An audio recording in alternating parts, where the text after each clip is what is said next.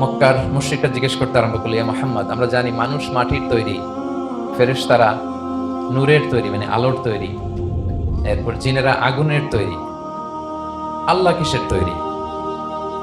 আল্লাহ তাআলার বাইয়িন লানা জিনসা রাব্বিক, তোমার আল্লাহর জিন্স বর্ণনা করো, সে কোত্থেকে আসছে, কি দিয়ে, কোন জিন্স থেকে, মানে কোন জিনিস থেকে তৈরি?